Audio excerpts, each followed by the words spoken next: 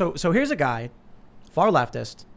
They didn't care about his goings on in Seattle. Complete impunity. There were a lot of other people. Has anybody been arrested over the murders? No. I got a story for ABC News. Prosecutors drop case against a man charged in Capitol riot. Federal prosecutors have dropped the criminal case against a New York man who was accused of participating in the riot at the U.S. Capitol. The FBI went and arrested a man because, my understanding is, a paid informant told the FBI he was in the Capitol, and they said, good enough for us. Went, arrested him. Turns out he wasn't. Phone evidence apparently proves he wasn't. They never had evidence. Yet they're going to go and track this guy down on the word of some random nobody. But these Antifa extremists, nothing. On this one, did you actually pull up the charging documents on that? No. Oh, so I actually went into that earlier today, and I was looking at it first as a story for Human Events. We're still probably going to do it, but I want to do it justice. But since you brought it up, I'll mention it. This paid informant sounds like, and again, they're very vague about it because they're trying very hard to make sure that they're not revealing their source on this. He was in a Facebook group chat, and it appears that he was in the group chat prior to January 6th, that he was already there. So just taking that information as it is, you're looking at a capability, you're looking at a tactic the FBI is using. They are paying people to go into Facebook group chats and keep track of what's going on in there. Yep. And so the question then becomes, as you're looking through their again, they're not showing the actual messages in this chat because I think that might reveal who it is. They're just referring to the messages. So it becomes very hard to tell whether the guy they're talking about is the one who actually went in or whether it's somebody else who was in the group chat. Because even I remember having been, in the Capitol in DC on January 6th, but being in that area, I was across the street at the One American News studios. Cell service was down, right? You could not get access anywhere. So it would be very interesting for me to hear that somebody was in the Capitol and able to post into a Facebook group chat in real time, right? Right. That almost to me makes it sound like he wasn't in the Capitol because I was having to make phone calls from the side of the street to people who were outside the area with access to be able to tell me what was actually happening inside. This is not the first time this has happened. We had the story of the woman in Alaska. Yep. She posted a photo outside wearing. But that wasn't an informant. That was something else. That was the feds just being like, we got her, and then arresting the wrong person. No, that was, if you looked into that, that wasn't the first incident that she was involved in. If you look in terms of the timeline of when she came across their radar, she was involved in a mask dispute with Alaska Airlines. Right. And that's when the airline employee. And it seems like, well, we don't know for sure, but it seemed like it was the airline employee then thinks, I want to do something about this woman. I'm very upset at her. So then goes onto FBI's list of the faces that are pointed out and that have all been listed somewhere and said, yeah, you look kind of like that one. And so I'm gonna send this to the FBI and say that you are definitely that person. And so the FBI says, hey, we've got the word of an employee. They've identified you. This is the person. We're coming. And they raided her house on all this. Now, by the way, going back to, I'm not gonna say circle back. Not gonna do that. Not gonna use that phrase. We don't use that one. That's just for Jen talking. Thank you, Jen. We love you so much. But no. When it comes to Antifa, when it comes to these no-go zones, when it comes to the anti-fascist, anarchist terrorism, this is never done, right? We see their faces so many times. We see the live streams. This is never done. I got to argue with you. You call them anarchists. They're not anarchists. Well, they're anarcho-communists. They're not anarcho-communists. They're In what sense? They're tankies. They're authoritarian communists. You get a swath of both. Yeah, but true anarchy, it means without authority. Right. So left anarchists are like hippies sitting down stoned and just not fighting. If you've actually ever seen, like, I'm sure you know ANCAPs. Yeah, of course. They have the non-aggression principle. That's a much more well-defined ideology. Libertarians and ANCAPs, it's the free market, don't aggress on me.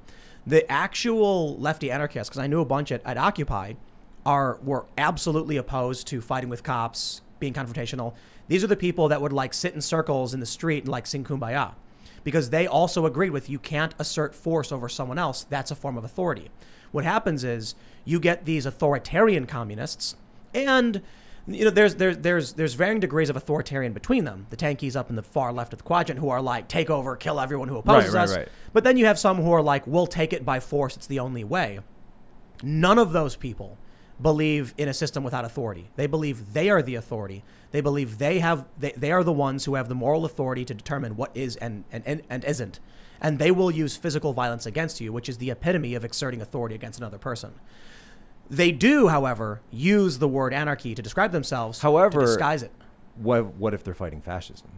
No. Because Absolutely not. But I'm saying this is what they use as sort of the justification in many of these cases. This goes back to the original Antifa in Weimar Germany, that they're not anarchists. The system is fascism. The police are fascism. The military is fascism. Banks are fascism. The church is fascism. Tim Pool is fascism. Those were communist, YouTube is anti-fascists. They specifically called themselves communists. Well, this is why I say anarcho-communist. But the actual anarcho-communists, like, they're lying to you, basically. Oh, I agree with that. Yeah, they're definitely lying. The reason I always try to clarify on what anarchy is, because if these people truly believe anarcho-communism is hippies on a farm, that's it.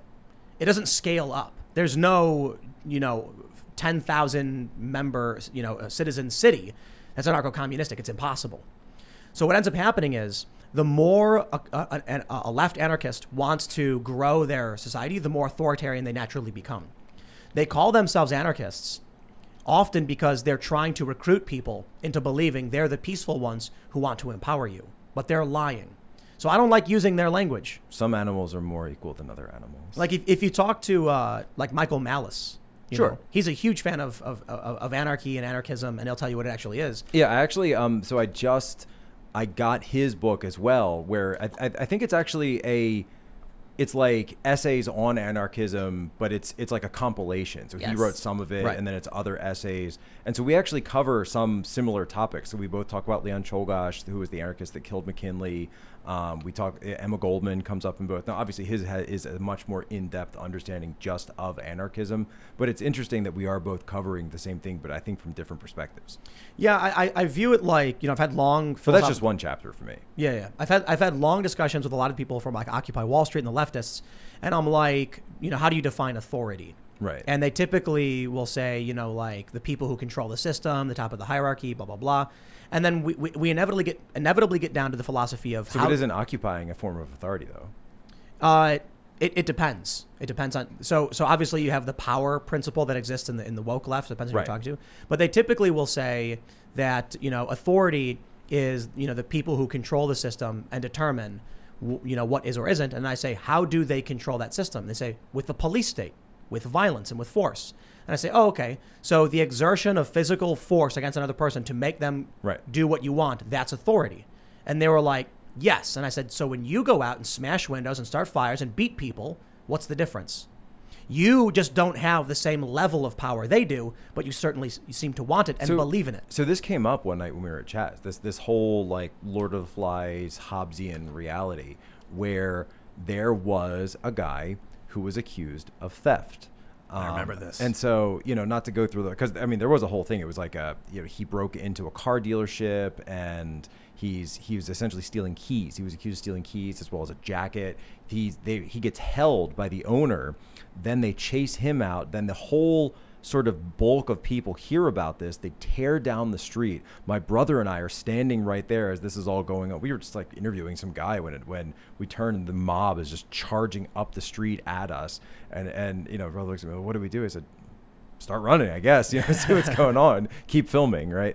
And so we keep filming. They knock down the fence. They get in. The guy bolts. He gets away. But this guy, being who he is, he comes back later trying to like act as if he's part of the group, like, hey guys, what's going on? And meanwhile, the son of the dealer owner is right there saying, hey, you're wearing my dad's jacket. You're clearly the guy who just tried to rob. The jacket from the building. Retired NYPD guy in a class I was in once said, in the intel community was said, like, most of the people that resort to crime aren't necessarily the smartest people to begin with. So, and he was like trying to sell people chips out of a bag.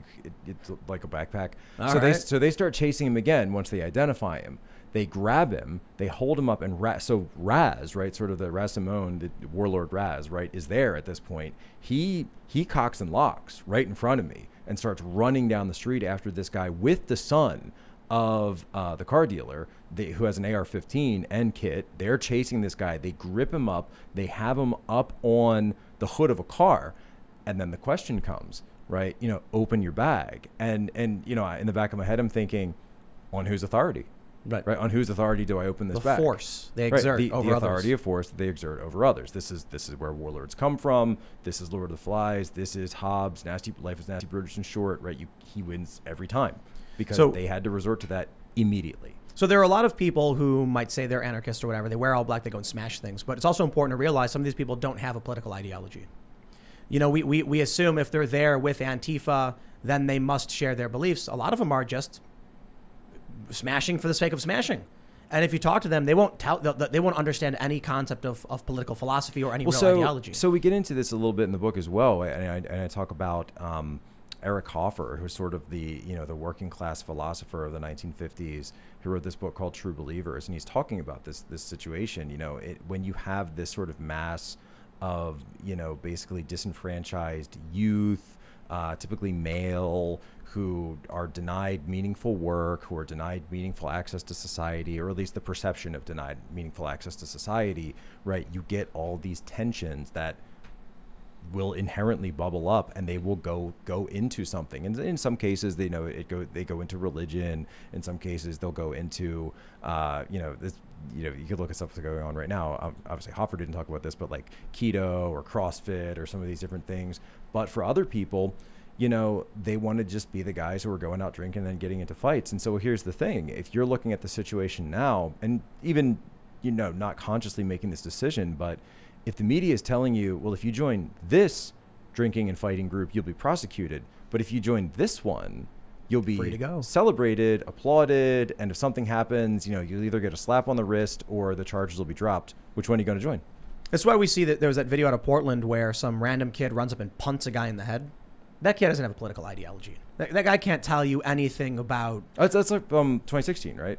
No. This was the punt in the head, I think, was 2018. Oh, okay. Yeah, I'm pretty sure it was 2018. A guy is running from the group of Antifa, and then they push him, he falls, and the kid runs up and then just punts his head. That kid doesn't believe in anything. Most of those people there, the mob that chases random people doesn't believe in anything. So these are just useful idiots, just bodies for authoritarian communists.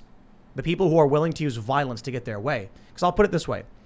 The people you've met from Antifa, on a political ideology, do they believe in respecting your right to liberty? Absolutely not. Right. They believe that they should dictate how you live and how everyone else should live. Libertarian left, hey man, me and my friends are going to go do our thing and cooperate, and you do your thing. It doesn't scale. You can't have 10,000. No. You can't. But you can have a free market. A libertarian right can scale up infinitely. So this is the problem that Lenin ran into in the Soviet Union. And you see, like, I'm looking for this Bolshevik revolution. I'm looking for this worker revolution. What is wrong with these workers? They're just not revolting. I don't understand. Why do they just keep going to their jobs and working? We need to come up with, well, perhaps, the theory can't be wrong. It's just we're just missing an element. Yes, that's what it is. We need a group to lead the workers. Yes, that's what it is. And we'll call it of course, the revolutionary vanguard. And that'll be us, of course, because we're not stuck in these menial jobs. Well, we will be the vanguard to lead the workers in their uprising, again, to their best uses, because we know what's best for them. And that's Lenin. That's where it goes from Marxism to Marxist-Leninism. So Lenin adds this idea of the vanguard of the proletariat, and that becomes the Bolsheviks. Thanks for checking out this clip from the Timcast IRL podcast. If you want to see the full show, come back to this channel, youtube.com/TimcastIRL, Monday through Friday at 8 p.m., where you can leave comments and super chat, and we actually will read your comments on the show. Don't forget to like, share, subscribe, and if you want exclusive members-only content, segments you can't get anywhere else, go to timcast.com, become a member, and we even have full bonus episodes. Thanks for hanging out, and we'll see you all next time.